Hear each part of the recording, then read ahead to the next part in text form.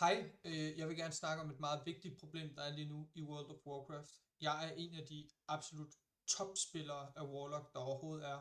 Og på grund af en healer i et raid, jeg deltog i, fordi han trollede mig, så det er ikke muligt for mig længere at komme med i grupper. Jeg vil lige vise hurtigt her, hvad der sker. Som I kan se her, vi kører dragerne på HC.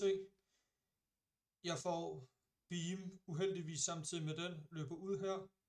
Og som I kan se, så ham healeren her, han nægter at heal mig, og jeg dør, hvilket gør, at jeg får en dårlig log. Som I kan se på mine logs her, så er jeg en af de absolute bedste warlocks, men lige på grund af den her, så kan jeg ikke få lov at spille. Jeg har været inde og prøve at binde ham her. Vi kan lige prøve at tjekke healeren der, ham jeg spillede med, absolut dogshit healer, der ikke aner, hvad fuck han laver. Se, han har ingen logs her, og på HC, der har han